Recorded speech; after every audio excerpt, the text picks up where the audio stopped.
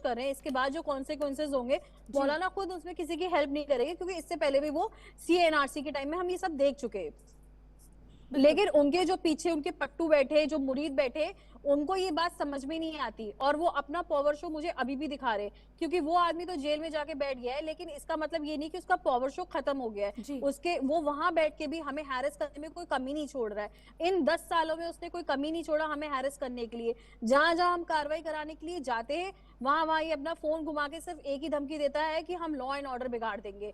और आज भी मेरे हस्बैंड के ऊपर वारंट चल रहे हैं, लेकिन उसमें कोई कार्रवाई इसलिए नहीं होती क्योंकि तौकीर मियां हमेशा उनके बैकबोन बन के खड़े रहे। जी नेताजी, क्योंकि आप काफ़ी करीबी रही हैं उनके परिवार के साथ, तौकीर रज़ा के साथ, ऐसे में मैं चाहूंगी कि आप उनके बारे में थोड़ा बताएं। और आपने ये भी बयान में जारी किया था कि उनकी पूर्व पत्नी पाकिस्तान से यहाँ पर संबंध रखती थी, पाकिस्तानी थी। देखिए, मैंने पहले भी बताया कि उनकी जो फर्स्ट वाइफ थी यास्मीन करके नाम था, वो पाकिस्तानी थी, और उनको पता नहीं किस वजह से उनके संबंध खराब हुए और उन्होंने इन्हें घर से निकाल दिया। लेकिन संबंध खत्म होने के बावजूद आप कहीं ना कहीं कांटेक्ट में किसी ना किसी के जरिए रहते जरूर हैं। और हम तौकीर मियां की बात करें तो इतने सालों में उन्होंने इतना अपने आप को आगे बढ़ा लिया कि लोग उनसे, अगर वो किसी के ऊपर कर्जा भी आ रहा है तो लोग अपना कर्जा उनसे नहीं मांग पाते हैं। और एक अभी आपने देखा भी होगा कि उसमें एक बैंक का भी कर्जा था, वो भी ब्याज भी चढ़ गया, इतना पुराना कर्जा वो मांग नहीं पा रहे, क्योंकि कहते हैं कि वो बहुत बड़ा आदमी है, किसी चीज में फंसा देगा, इसलिए बैंक ने रिकवरी तक नहीं करी। आप सोचिए कि लोगों के अंदर उनके नाम की इतनी दहशत है कि लोग उनके घर पे जाके अपना कर्जा नहीं मांग सकता, लाइट वाला बिल नहीं ले सकता है, इनकम टैक्स वो देते नहीं है, तो वो सिर्फ के यहाँ लोगों को बहकाने के लिए, भड़काने के लिए बैठे रहते हैं। और अपनी जो तालिबानी उनकी सोच है औरतों को लेकर, वो एक तरीके से इम्पोज करने में लगे रहते हैं। देखिए, अगर हम आज भी उनके घर की बात करें तो शायद ही मेरे ख्याल से किसी के घर में मीटर मिलेगा लाइट का। जिनके घर में लाइट का मीटर तक नहीं है, तो वो मुझे लगता है किस तरीके से लायबल रिस्पॉन्सिबल सिटीजन है। और रही बात तौकीर मियां की, हम और बात करें तो वो पिछले साल 30 या 20 लोगों को लेकर कन्वर्ट कर रहे थे इस्लाम में और उनकी शादियां करा रहे थे। और अभी मैं जितने भी स्टेटमेंट दे रही हूँ, मैं आपको बता रही हूँ कि मैं यहाँ से निकलने के बाद मेरे हर एक स्टेटमेंट को वो रिलीजन से जोड़ देते हैं, क्योंकि उन्हें लगता है इस रिलीजन का ट्रेडमार्क सिर्फ उन्हीं को मिला है, और मैं जो भी बोलूंगी उसको किसी भी तरीके से मोल्ड करके, मुझे ही एंटी मुस्लिम बना के, मेरे ही लोगों को मेरे खिलाफ करा के वो किसी भी दुर्घटना को अंजाम दे सकते हैं। उनके लिए बहुत आसान है। जी, क्योंकि आपने ये भी कहा कि जो तौकीर रज़ा हैं उनका संगठन और वो तालिबानी सोच रखते हैं, आपको क्यों और कब ऐसा लगा?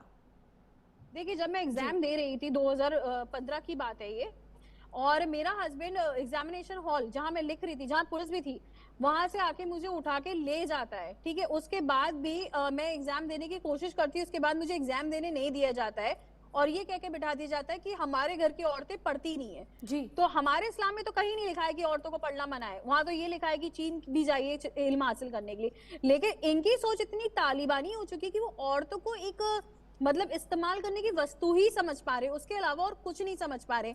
अगर जहां औरतें किसी भी क्षेत्र में आगे बढ़ती हैं, तो वो तुरंत कोई ऐसी गाइडलाइंस लेके आएंगे जो जिसके ना सर होगा ना पैर होगा, और औरतों पे लाके थोप देंगे। आज ही मैंने सुना कि एक लड़की से मदरसे में उसके वर्जिनिटी का सर्टिफिकेट मांग लिया गया। लेकिन हम औरतों की क्या कोई डिग्निटी नहीं है क्या? आप जैसे चाहेंगे वैसे औरतों की इज्जत को इस्तेमाल कर लेंगे क्या? तो ये एक तालिबानी सोच नहीं होगी। आप बताइए, किसी लड़की को पढ़ने नहीं दे रहे हो, किसी लड़की अगर शादी होने के बाद उसके कुछ मामले चल रहे हैं, तो आप उसको ऐसे हैरेस करेंगे कि उसका रोड पे निकलना दुश्मन कर देंगे। ये तो एक तालिबानी सोच ही होगी ना। आप बताओ कि मैं रोड पे अगर निकल भी रही तो कोई भी आदमी आके मुझे गाली बक के बोल देगा मैं तुझे ये कर दूंगा, तो ये इन्हीं की वजह से तो मेरे साथ हो रहा है, वरना मुझे यहाँ कौन ही जानता था। लेकिन इन्होंने इस तरीके से मुझे यहाँ पोर्ट्रे कर दिया कि मेरा घर से निकलना भी मुश्किल हो जाता है। मैं यहाँ आज भी कचहरी आई हूँ, कुछ मुझे अपने वारंट्स तैयार करवाने थे, लेकिन इस आदमी वहां बैठ के भी लोगों को आज भी परेशान करने में कोई कसर नहीं छोड़ रहा है। जी बिल्कुल निदा खान जी, क्योंकि यहाँ पर तौकीर रज़ा का बरेली में जो हिंसा भड़की उसमें भी उनका नाम आया, 2010 में धमके भड़काने के आरोप उन पर लगे थे। तो आप इसको किस तरह से देखती हैं? क्या उनका किसी और मुल्क के साथ यहाँ पर संबंध है? इस बारे में आपको कोई जानकारी? क्योंकि जैसा कि आपने बताया कि उनके संगठन और उनसे बहुत ज्यादा लोग इन्फ्लुएंस्ड है, उनके एक बार बुलाने पर हजारों में भीड़ इकट्ठी हो जाती है। देखिए, हम बात करेंगे, इससे पुराने पीछे चले जाएं, जब 2010 का दंगा हुआ था, एक ही दिन इनको अरेस्ट करके इनको छोड़ दिया गया था। पुलिस ने ही अरेस्ट करा और पुलिस ने ही इन्हें छोड़ दिया, ये कह के कि ये वांटेड नहीं है उसमें। तो आप इसकी पावर का उसी टाइम अंदाजा लगा सकते हैं। भाजपा की गवर्नमेंट थी उस टाइम, भाजपा की नहीं, बासपा की, मायावती की। और उसके बाद ही इसको थोड़ा फेवरिज्म करने के लिए उन्होंने सुभानी मियाँ के बेटे थे एहसन मियाँ, उसको लाल बत्ती दे दी मदरसा बोर्ड का चेयरमैन बना के कि चलो एक को अरेस्ट करा तो एक को मंत्री बना दिया। लेकिन बीजेपी एक ऐसी सरकार है, केवल एक ऐसी सरकार है जिसमें इन्हें फेवर नहीं मिल रहे। जो ये चाहते हैं कि हम पावर शो दिखाते रहे और हमारे साथ कोई कार्रवाई ना हो। हम कानून को बार बार हाथ में लेंगे लेकिन हमारे ऊपर कार्रवाई ना हो। लेकिन ये इतने लंबे समय नहीं चलेगा। और रही इनके लिंक्स की बात, तो आप बताइए, मैं एक लैविशिंग लाइफ जी रहा हूँ और मेरे पास सारी गाड़ियां हैं, मेरे बच्चे ऑस्ट्रेलिया में पढ़ रहे हैं और मुझे किसी चीज की दिक्कत नहीं है, तो कोई तो फंडिंग कर रहा है ना। आप बताइए, ऐसी मतलब इतना सब कुछ होने के लिए कोई तो फंडिंग होगी ना। मैं कोई काम नहीं कर रहा हूँ, मेरे पास पैसे हैं, तो ऐसा क्या है? क्योंकि काम तो उनके पास कुछ है नहीं, कोई फैक्ट्री नहीं है, कोई दुकान नहीं है, कोई बिजनेस नहीं है, कोई सर्विस नहीं है, तो कौन इनकी फंडिंग कर रहा है? ये बहुत बड़ा सवाल है। मैंने कई बार लोगों को बोला है कि कोई इनसे सवाल क्यों नहीं पूछता कि इनके पास हलाल की कमाई है या हराम की कमाई है, ये कहां से पैसे कमा रहे हैं? इनकी फंडिंग पड़ोसी देश कर रहा है क्या? क्योंकि ये सब के सब बाहर जाते हैं, मॉरिशस जाते हैं, हॉलैंड जाते हैं, सब जगह जाते हैं। क्यों जाते हैं?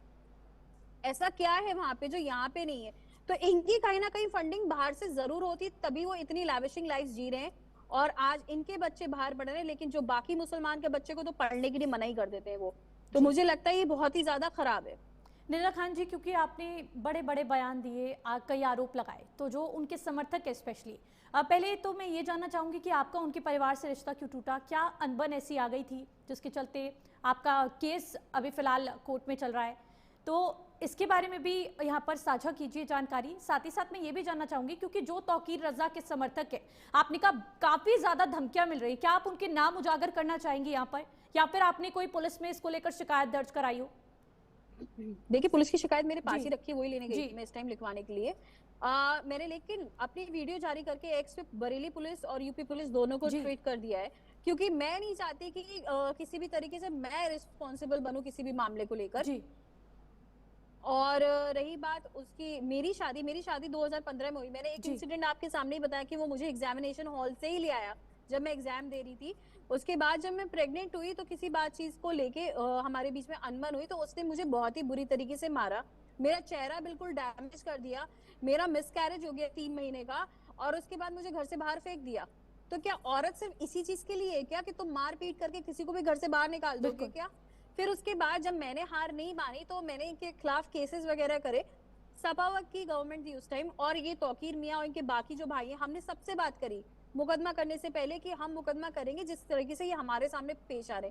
तो सबने यही कहा, जो कर मिले कर लेना, सीएम हमारी जेब में। मुझे आज भी उनके ये शब्द याद है और हमेशा याद रहेंगे, जिस तरीके से इन्होंने हमारे साथ व्यवहार किया था उस टाइम।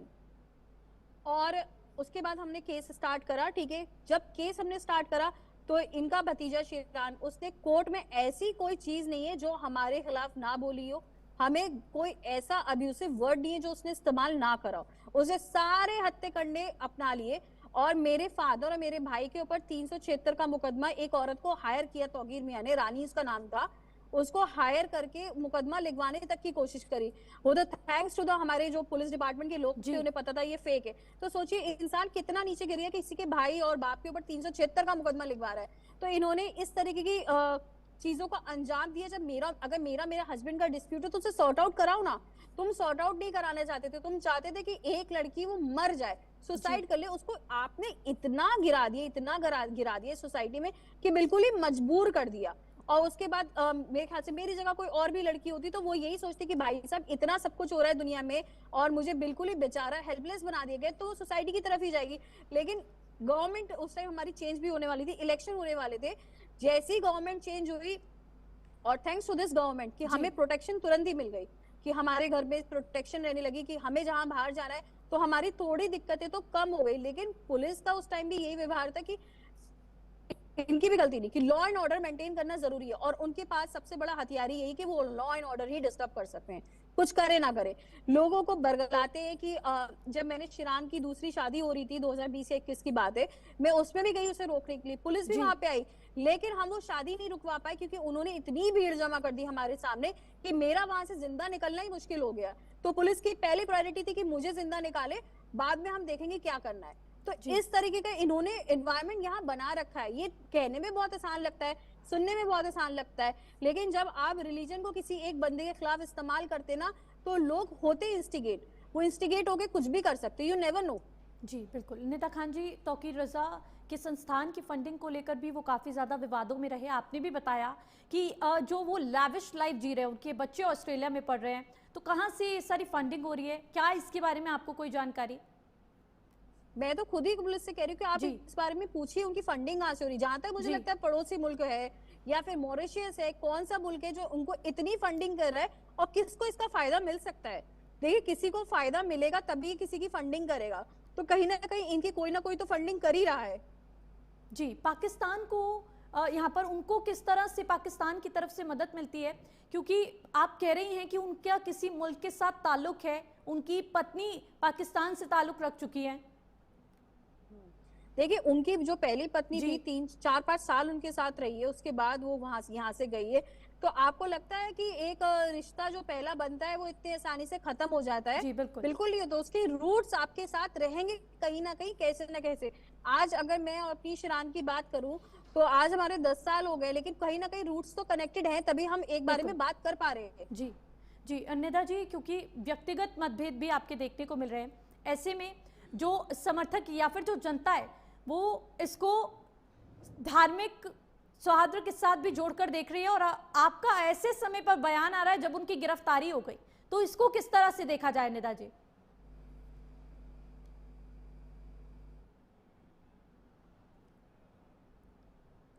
चलिए, निदा जी से संपर्क टूट चुका है, हालांकि मेरी टीम प्रयास कर रही है, लेकिन आपको बता दें यहाँ पर साफ तौर पर निदा खान की तरफ से तालिबानी संबंध होने के आरोप तौकीर रजा पर लगाए जा रहे हैं। तौकीर और उसके संगठन की सोच तालिबानी है, ये बड़ा बयान निदा खान की तरफ से दिया गया है, और मौलाना तौकीर अपने अनुयायियों के साथ यहाँ पर तालिबानी सोच रखता है, ये आरोप निदा खान ने लगाए हैं।